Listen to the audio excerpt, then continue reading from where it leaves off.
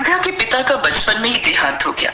उसकी माँ के पास एक छोटा सा जमीन का टुकड़ा था जो संध्या की शादी के लिए संभाल कर रखा हुआ था।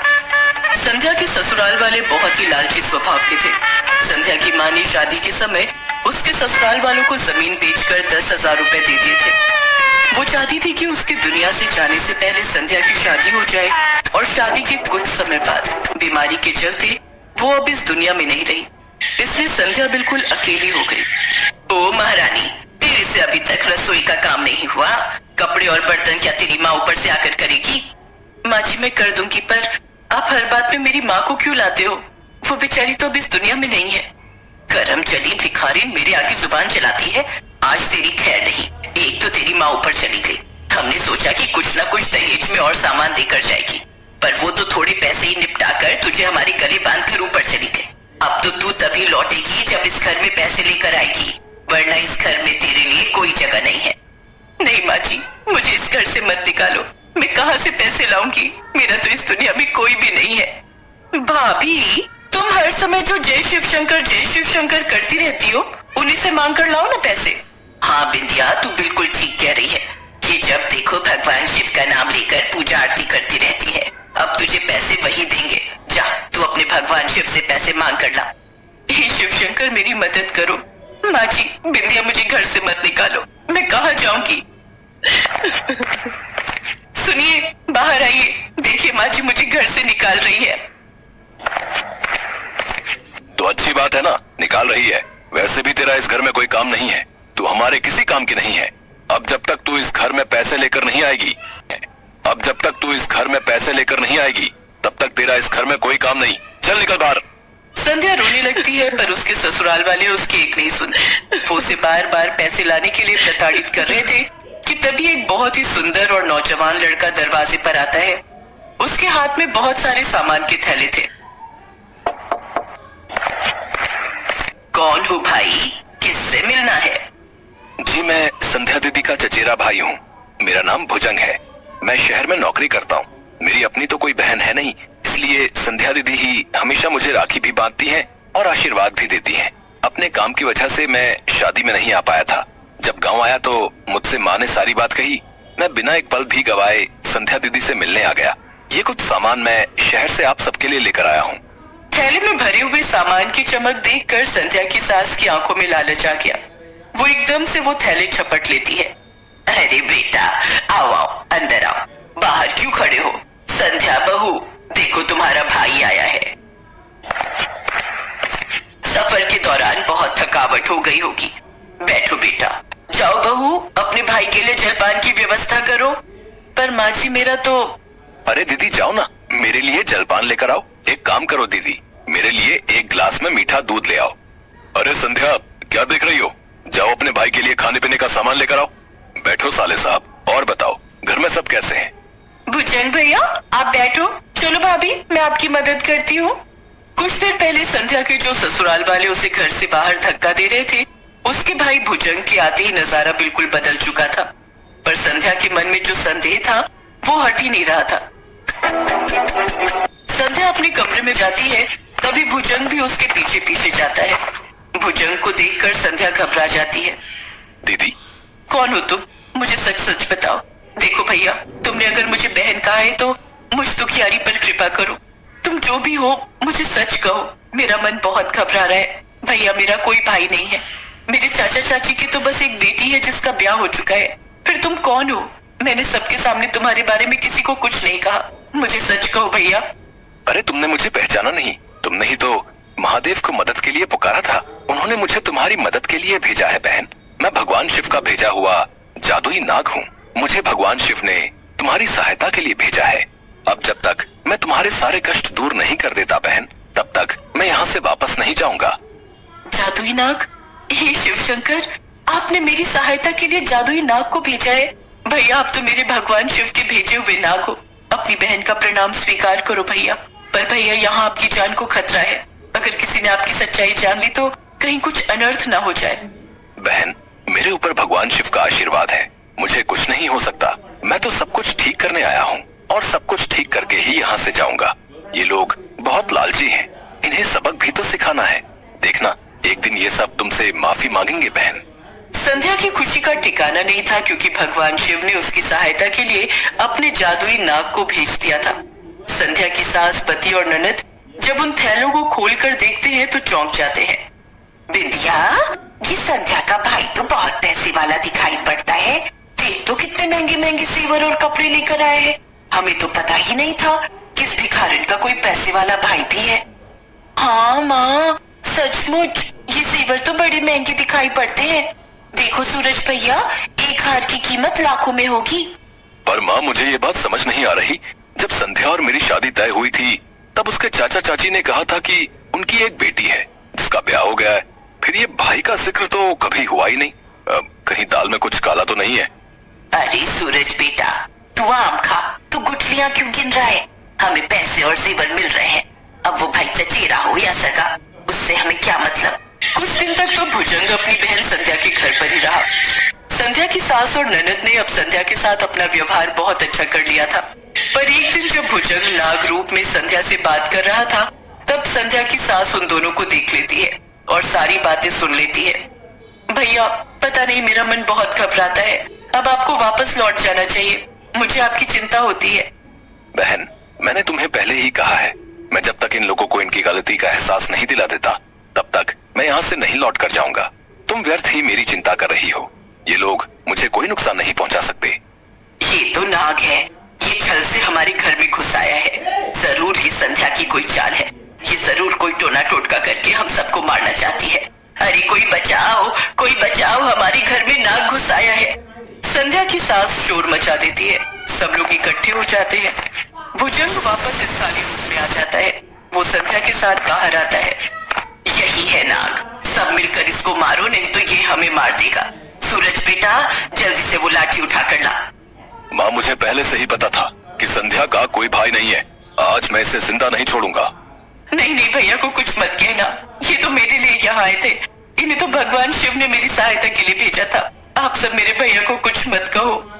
बहन, चिंता मत करो, ये लोग मेरा कुछ नहीं बिगाड़ सकते। आज मैं तुम सबको दंड देकर ही रहूंगा। लालच में आकर तुम सब मेरी बहन को बहुत प्रताड़ित करते हो, उस पर अत्याचार करते हो। आज मैं तुम्हें इसका दंड अवश्य दूंगा। देखते ही देखते भुजंग एक विशाल नाग का रूप ले लेता है और संध्या की सास, ननद और पति की तरफ दौड़ रहे हैं। वे तीनों बचाओ बचाओ चिल्लाते लगते हैं। हमें माफ कर दो, हमसे भूल हो गई। संध्या, हमें बचा लो, ये नाग हमें डस लेगा। भाभी, बचा लो भाभी, ये हमारी तरफ दौड़ रहा है। दहेज के लालची मनुष्यों को दंड देना बहुत जरूरी है। भैया, इन्हें छोड़ दो। इन्होंने आपसे क्षमा मांग ली है और आप तो यही चाहते थे ना कि इन सबको सबक मिल जाए। इन्हें सबक मिल गया भैया, आप अपना क्रोध शांत कर लो। संध्या के कहने पर नाग वापस मनुष्य रूप में आ जाता है। अभी तो मैं जा रहा हूँ। अगर मेरी बहन को जरा सी भी चोट पहुँचाने की कोशिश की तो मेरे क्रोध से तुम नहीं बच पाओगे। नहीं, मैं वादा करती हूँ बेटा, मैं कभी भी संध्या पर कोई अत्याचार नहीं करूंगी। मैं संध्या के साथ हमेशा प्यार से रहूंगी। मैं भी तुमसे माफी मांगता हूँ नाग देवता, मुझे माफ कर दो। मैं लालच में आकर अंधा हो गया था, जो अपनी देवी जैसी पत्नी पर ही अत्याचार करने लगा था। संध्या को ढेरों आशीर्वाद देकर नाग देवता वापस कैलाश चले जाते हैं। उस दिन के बाद संध्या को उसके ससुराल वालों ने कभी भी तंग नहीं किया। कहते हैं जब हम सच्चे हृदय से भगवान से मदद मांगते हैं तो वो हमारी जरूर सुनते हैं। जैसे भगवान भोलेनाथ ने संध्या की पुकार सुनी और उसके जीवन के कष्टों को दूर कर दिया। एक समय की बात है, भानुपुर नामक गांव में शंभू नाम का एक किसान रहता था। शंभू भगवान शिव का बहुत बड़ा भक्त। रोजाना सुबह उठकर भगवान शिव के मंदिर में जाना और शिव जी की मूर्ति के साथ शिवलिंग की पूजा करना उसका नियम था। शंभू के पास मोती नाम का एक पालतू बैल था, जिससे शंभू अपने खेत में हल जोतता था। मोती शंभू के लिए मानो तो परिवार का सदस्य ही था। माधवी, ये देखो, आज मैं अपने मोती के लिए कितनी हरी हरी घास और चारा लाया हूँ, पर ये मोती है कहाँ? खूंटी से तो बंधा नहीं हुआ। कस्तूरी ले गई है उसे घुमाने। मोती की आदत को बिगाड़ दिया है तुम्हारी बिटिया ने, और मोती भी कम नहीं है। जब तक शाम के वक्त कस्तूरी उसे पूरे गांव में घुमाने ना ले जाए, उसे भी चैन नहीं आता। लो, आ गई तुम्हारी लाडली। बापू, मोती को बहुत जोरों की भूख लगी है, आप क्या लाए हो? ये देख, मैं अपने मोती के लिए हरी हरी घास, पेड़ पौधों की टहनियाँ और सूखा चारा लाया हूँ। ये ले मोती बेटा, आराम से खा। मोती चारा खाकर कितना खुश हो रहा है माँ बापू। मेरा बच्चा, मेरा मोती, ये तो हम सबकी जान है। मोती बैल शंभू और उसके परिवार का लाडला था। मोती खेतों को जोतने में शंभू की बहुत सहायता करता था। लगभग सारा काम खेतों का शंभू मोती की सहायता से निपटा लेता था। कुछ गांव के लोग शंभू की सफलता से जलते थे, जिनमें से एक था हरिया, जो शंभू से बहुत ईर्ष्या करता था। ऐसे ही एक दिन, अरे शंभू, तू सुबह शाम शिव मंदिर में पूजा ही करता रहता है? कुछ देर अपने दोस्तों के साथ भी समय बिता लिया कर। शाम का वक्त है, आ जा दो घड़ी, हमारे साथ भी कुछ खा पी ले। अब नहीं हरिया भाई, मैं ये सब नहीं लेता हूँ। मैं तो बस भगवान शिव का भक्त हूँ और उन्हीं की पूजा में अपना समय बिताता हूँ। मुझे उसी में खुशी मिलती है। हरिया भाई, मैं देख रहा हूँ शंभू तुम्हारा अपमान कुछ ज्यादा ही करने लगा है। हाँ, तुम उसे 2 घड़ी अपने पास बैठने के लिए कहते हो और वो तुम्हें साफ लफ्जों में मना करके हमेशा चला जाता है। तुम क्यों उसे बार बार कहकर अपनी इज्जत गिरवाते हो भाई? हैं? हरिया गुस्से में घर आ जाता है। कुछ दिनों बाद शंभू की बेटी के रिश्ते की बात चलती है और लड़के वाले कस्तूरी को देखने आते हैं। देखो शंभू भाई, मैंने तुम्हारा गांव में बहुत नाम सुना है। तुम्हारा परिवार भी बहुत अच्छा है और हमें कस्तूरी बिटिया जैसी बहू ही अपने बेटे के लिए चाहिए। एक काम करते हैं, शादी के लिए 3 महीने बाद का कोई अच्छा मुहूर्त देखकर तारीख रख लेते हैं। क्यों, ठीक रहेगा ना? अब लक्ष्मीचंद जी जैसा ठीक समझे। लड़के वाले कस्तूरी से रिश्ते की बात पक्की करके चले जाते हैं।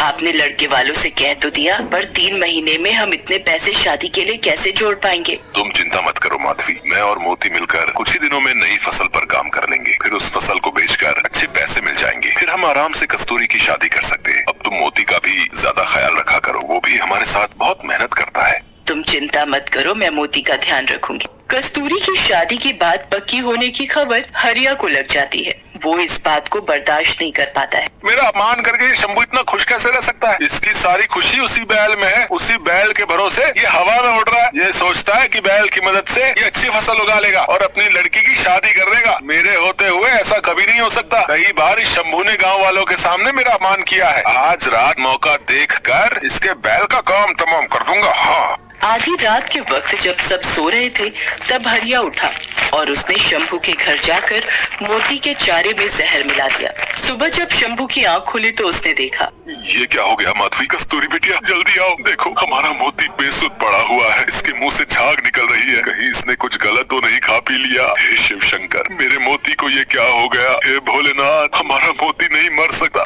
इसे कुछ नहीं हो सकता। बाबा, बाबा, मोती को क्या हो गया? मोती कुछ बोल क्यों नहीं रहा? हे भोलेनाथ, ये क्या अनर्थ हो गया? हमारा मोती इस दुनिया से कैसे जा सकता है? हमारा मोती, हमारा बच्चा। मोती के मर जाने से शंभू, माधवी और कस्तूरी तीनों का बहुत बुरा हाल था। एक दिन शंभू भगवान शंकर के मंदिर में सिर पटक पटक कर खूब रोया। हे ईश्वर, मेरे मोती को क्या हो गया? मुझे मेरा मोती वापस दे दो प्रभु। मैंने आपकी हमेशा सच्चे मन से पूजा की है। मेरे मोती को आप ऐसे नहीं छीन सकते। यदि मैंने सच्चे मन से आपकी पूजा की है तो प्रभु मेरे दुख दूर करो। मोती को वापस भेज दो प्रभु। शंभू भगवान शंकर की मूर्ति के आगे बिलक बिलक कर रो रहा था। तभी उसे मंदिर के द्वार पर एक बैल आता दिखाई दिया, जो देखने में मोती के जैसा ही था। मोती, ईश्वर, ये बैल तो बिल्कुल मेरे मोती जैसा है। आसपास तो इसका कोई मालिक दिखाई नहीं दे रहा। ये कहाँ से आया है प्रभु? ये आपकी कैसी लीला है? आपने मेरे लिए मेरे मोती जैसा बहू एक बैल भेज दिया। शंभू भगवान शंकर का आशीर्वाद मानकर खुशी खुशी उस बैल को घर ले आता है और आकर सारी बात माधवी और कस्तूरी को बताता है। बाबा, ये बैल तो बिल्कुल हमारे मोती जैसा है। मुझे तो ऐसा लगता है भगवान शंकर ने हमारे मोती को वापस भेज दिया है। देखो बाबा, ये मुझे पहचानता है, मेरे हाथों से चारा भी खा रहा है। हे शिव शंकर, आपने इस बैल को भेजकर हमारे सारे दुख दूर कर दिए, वरना मोती के बिना तो हम बिल्कुल अकेले हो गए। मोती के रूप में उस बैल के आ जाने से शंभू की सारी परेशानी दूर हो गई थी। मानो उस बैल में ऐसा क्या जादू था कि मोती जब शंभू के साथ उस बैल से हल जोतता तो मिनटों में काम पूरा हो जाता। कुछ ही दिनों में शंभू के खेत फसल से लहराने लगे। फसल पककर तैयार हो गई। शंभू ने उसे अच्छे दामों में बाजार में बेच भी दिया। कस्तूरी की शादी के दिन नजदीक आ रहे थे। शंभू उस बैल की मदद से खेत पर बहुत जल्दी काम करने लगा था। ये बात जब हरिया को पता चली तो उसने दोबारा अपनी चाल चलने की सोची। इस शंभू की तो खुशी का ठिकाना ही नहीं है। बड़े जोर शोर से अपनी बेटी की शादी की तैयारियां कर रहा है। इसके पास दूसरा बैल जब से आया है तब से ये ज्यादा खुश दिखाई दे रहा है। मुझे इसके दूसरे बैल को भी मारना होगा। सब सो चुके हैं, जल्दी से इस बैल के चारे में जहर मिला देता हूँ। ये भी मोती के पास ऊपर पहुँच जाएगा। हरिया जैसे ही उस बैल के पास जाता है, बैल मानो किसी जादुई शक्ति से अपनी रस्सी खोल लेता है और हरिया के पीछे भागने लगता है। हरिया चिल्लाता है, कोई बचाओ, बचाओ, मुझे ये बैल मार देगा, मुझे मार देगा, मुझे माफ कर दो, मुझे माफ कर दो, मैं ऐसी गलती दोबारा नहीं करूंगा। मोती बेटा रुक जाओ, हरिया के पीछे मत भागो। शंभू भाई मुझसे गलती हो गई, मैंने तुम्हारे पहले बैल को जहर देकर मारा था, मैं इसे भी जहर देकर मारने वाला था, पर पता नहीं ये बैल कोई जादुई बैल है। इसने अपनी रस्सियां खोल ली और मेरे पीछे भाग पड़ा। इससे कहो मुझे माफ कर दे, मैं आज के बाद कभी भी किसी के साथ गलत नहीं करूंगा। जैसे ही हरिया अपनी गलती मानता है, वो बैल शांत हो जाता है और वापस शंभू के पास लौट आता है। गांव के लोगों की सलाह पर हरिया को उस गांव से निकाल दिया जाता है। हरिया को उसके किए की सजा मिल जाती है।